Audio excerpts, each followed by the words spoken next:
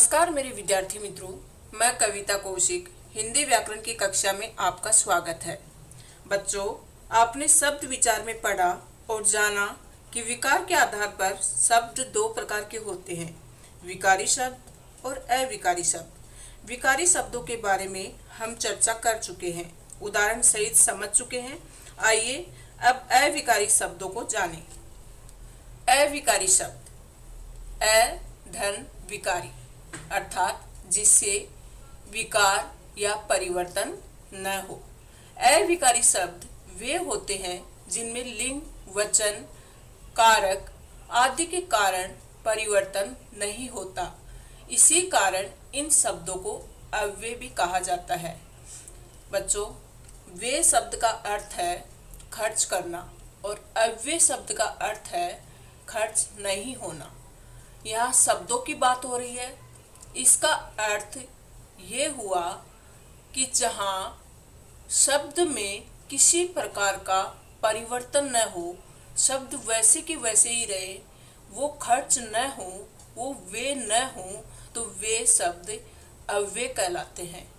अव्यय का शाब्दिक अर्थ है जिसका कुछ भी वे न हो, यानी ऐसे शब्द जिनका वाक्य में प्रयोग होने पर रूप न बदले। दूसरे अर्थों में जिन शब्दों में लिंग, वचन अथवा काल के कारण कोई परिवर्तन नहीं होता, उन्हें अविकारी शब्द कहते हैं। एक उदाहरण देखते हैं। रोहित कल चला जाएगा, राधा कल चली जाएगी, हम कल चले जाएंगे। बच्चों, आपने देखा कि उपयुक्त तीनों वाक्यों में ही लिंग व वचन के अनुसार परिवर्तन हुआ, लेकिन कल शब्द में कोई परिवर्तन नहीं हुआ। इसी तरह हम दूसरे शब्द का प्रयोग कर सकते हैं। आज, धीरे अथवा परंतु, जब, तब आदि शब्द भी अपरिवर्तनशील होते हैं, इसलिए इन्हें अविकारी शब्द या अव्यय कहते हैं। अव्यय के कितने भेद हैं? अव्यय के 4 भेद हैं। कौन कौन से? क्रिया विशेषण अव्यय, संबंध बोधक अव्यय, समुच्चय बोधक अव्यय, विस्मयादि बोधक अव्यय। सबसे पहले पढ़ते हैं क्रिया विशेषण अव्यय। बच्चों, हमने क्रिया पढ़ी थी। क्रिया मतलब वर्ब। वे शब्द जो क्रिया की विशेषता प्रकट करते हैं, उन्हें क्रिया विशेषण अव्यय कहते हैं। कैसे? वह काम कर रहा है, वह पढ़ रहा है। पढ़ना क्या हुआ? क्रिया हुई। और उसके साथ अगर मैंने जोड़ा, वह धीरे धीरे पढ़ रहा है, तो धीरे धीरे शब्द क्या है? क्रिया की विशेषता बताता है। क्रिया विशेषण अव्यय वे कहलाते हैं जो क्रिया से पहले लगकर क्रिया की विशेषता बताते हैं। इसका अर्थ ये हुआ कि क्रिया की विशेषता बताने वाले शब्दों को क्रिया विशेषण अव्यय कहते हैं। अब क्रिया विशेषण अव्यय के भी 4 प्रकार है। कालवाचक क्रिया विशेषण, जो कि क्रिया किस तरह से हो रही है, मतलब कब हुई, वो कालवाचक के अंतर्गत आएगा।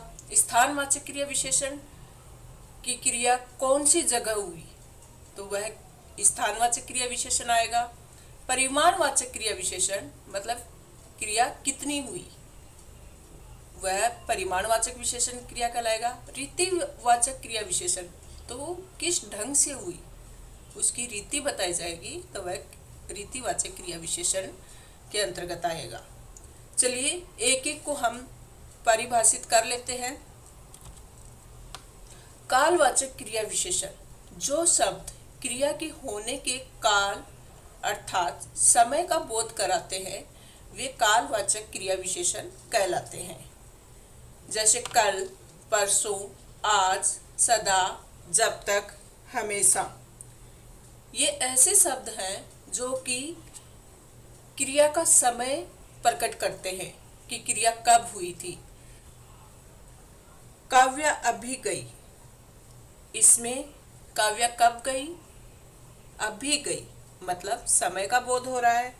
बच्चा रात भर रोता रहा, कब रोता रहा? रात भर। कहने का अर्थ ये है, क्रिया विशेषण का पता लगाने के लिए क्रिया के साथ कब लगाकर प्रश्न किया जाता है, तब उस प्रश्न का जो उत्तर आता है वही कालवाचक क्रिया विशेषण होता है। आज बारिश होगी, तो यहाँ पर बारिश कब होगी? उत्तर मिला आज। तो कब प्रश्न करने पर उत्तर मिले तो वह क्रिया विशेषण कालवाचक क्रिया विशेषण कहलाता है। दूसरा है स्थानवाचक क्रिया विशेषण। जैसे इसमें समय का बोध होता है, वैसे इसमें स्थान का बोध होता है। जो शब्द क्रिया के होने की स्थान संबंधी विशेषता का बोध करवाते हैं वे स्थानवाचक क्रिया विशेषण कहलाते हैं। जैसे मेरी दाईं ओर, कहाँ बैठा था? मेरी दाईं ओर। मेरे बाएं ओर, इधर, उधर, नीचे, ऊपर, पास, दूर, ये सब क्या है? स्थान का बोध करवाते हैं। ऐसे वाले शब्द स्थानवाचक क्रिया विशेषण है। हरियाली चारों ओर फैली है, तो हरियाली कहाँ फैली है? चारों ओर। क्योंकि वह कहाँ घूम रहा है? बगीचे में घूम रहा है। तो इस तरह से कहाँ का उत्तर अगर हमें मिल जाता है तो वह स्थान का बोध होता है और स्थानवाचक क्रिया विशेषण कहलाता है। तीसरा है परिमाणवाचक क्रिया विशेषण। जिन शब्दों से क्रिया के परिमाण का अर्थ होता है मात्रा, उसकी क्वांटिटी का बोध हो, उन्हें परिमाणवाचक क्रिया विशेषण कहते हैं। जिस शब्द से क्रिया की मात्रा के बारे में पता चलता है वह परिमाणवाचक क्रिया विशेषण है। क्रिया के साथ कितना, कितनी लगाकर प्रश्न किया जाता है, उससे पता चल जाता है कि ये क्रिया विशेषण अव्यय है। छोटा बच्चा बहुत हंसा। छोटा बच्चा कितना हंसा? जवाब मिला बहुत। तो उसमें परिमाणवाचक क्रिया विशेषण है। अब देखो, थोड़ा बहुत ये हमने विशेषण में भी पढ़ा था, लेकिन विशेषण में ये था कि अगर संज्ञा का विशेषण, संज्ञा या सर्वनाम की विशेषता बताई जाए, किसी नाउन के साथ थोड़ा बहुत ये सब जोड़ा जाए तो वह परिमाणवाचक विशेषण होता है। लेकिन यहाँ हम क्रिया के साथ थोड़ा बहुत कम ज़्यादा शब्दों का प्रयोग कर रहे हैं, तो यह है क्रिया विशेषण है, मतलब परिमाणवाचक क्रिया विशेषण है। आगे देखिए, रीतिवाचक क्रिया विशेषण। जो पद क्रिया के होने की रीति या विधि का बोध कराता है, मतलब क्रिया किस तरह से हो रही है, कैसी हो रही है, काम किस ढंग से हो रहा है, ढंग बताना, उसका मेथड बताना, विधि बताना, तो ऐसे वाले शब्द रीतिवाचक क्रिया विशेषण के अंतर्गत आते हैं। उन्हें रीतिवाचक क्रिया विशेषण कहते हैं।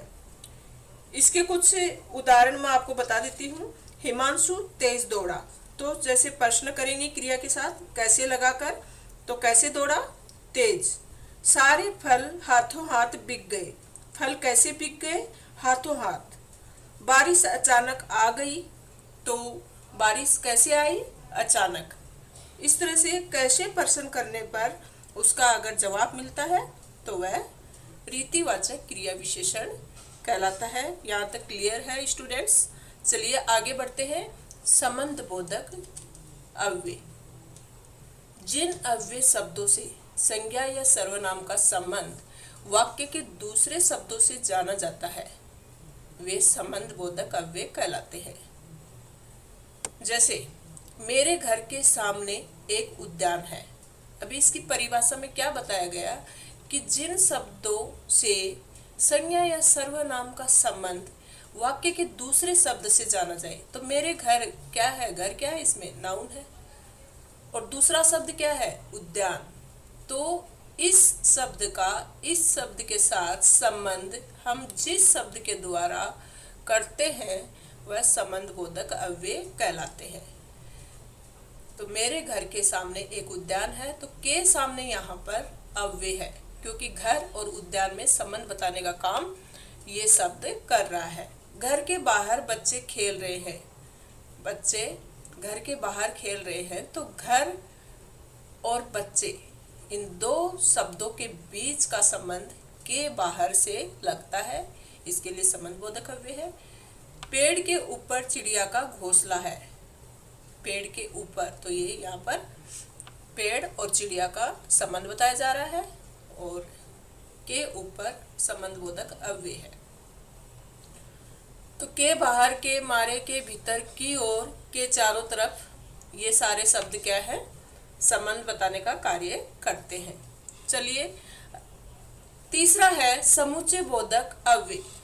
दो शब्दों, वाक्यांशों तथा वाक्यों को जोड़ने वाले शब्द समुच्चय बोधक अथवा योजक कहलाते हैं। जैसे दो शब्दों को किससे जोड़ेंगे हम, और, तथा, या, है ना, और वाक्यों को किससे जोड़ेंगे, लेकिन, परंतु, क्योंकि, इसलिए। तो इसकी परिभाषा क्या है, या तो दो शब्दों को जोड़ने वाले शब्द हों उसमें, या फिर दो वाक्यों को जोड़ने वाले शब्द हों। ऐसे शब्दों और वाक्यों को जो जोड़े दो शब्दों को आपस में, और उनको हम समुच्चय बोधक अव्यय कहते हैं। कुछ एग्जाम्पल देख लेते हैं।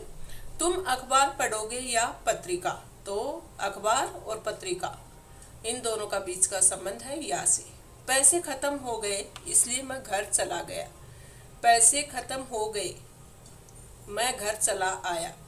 ये दो जो वाक्य हैं उनको एक शब्द से जोड़ा है और वह शब्द है इसलिए। पिताजी और आयुष बातें कर रहे हैं, वाक्य एक ही है लेकिन दो शब्दों को कौन से शब्द से जोड़ा है, और। तो यहाँ पर और शब्द अव्यय है, और कौन सा अव्यय, क्योंकि जोड़ने का काम कर रहा है इसलिए समुच्चय बोधक अव्यय। वह अनुत्तीर्ण हो गया क्योंकि उसने परिश्रम नहीं किया था। तो यहाँ पर दो वाक्यों को जोड़ा है, किससे, क्योंकि से। उपयुक्त वाक्यों में एक प्रधान उपवाक्य है तथा दूसरा आश्रित उपवाक्य। आश्रित मतलब दूसरा वाक्य इसके ऊपर डिपेंड है, आश्रित है। क्योंकि, इसलिए, ये सारे क्या है, उपवाक्य है। लास्ट है विस्मयादिबोधक अव्यय। विस्मय क्या होता है, आश्चर्य प्रकट करना। और आश्चर्य हमें कब होता है, या तो हम अचानक से खुशी हासिल करते हैं, या फिर किसी को दुखी देखते हैं, या अचानक से कोई शौक लगता है, या हमें क्रोध आता है, तो हमारे भाव अलग से प्रकट होते हैं। जो शब्द विस्मय, हर्ष, शोक, प्रशंसा, भय, क्रोध, दुख आदि मन के भावों को प्रकट करते हैं वे विस्मयादिबोधक अव्यय कहलाते हैं। छी कितनी गंदगी है, तो यहाँ पर छी जो शब्द है वह आश्चर्य प्रकट कर रहा है। अरे तुम भी आ गए, ये भी किसी के अचानक आ जाने का आश्चर्य प्रकट हो रहा है। वाह क्या छक्का मारा है, तो खुशी प्रकट हुई।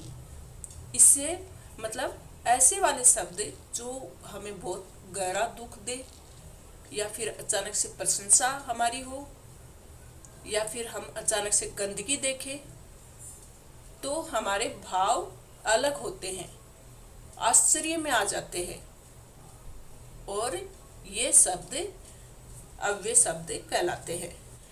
आप इसको बार बार सुनिए। किसी भी प्रकार का डाउट हो स्टूडेंट्स तो कमेंट बॉक्स में लिखें। धन्यवाद मेरे विद्यार्थी मित्रों।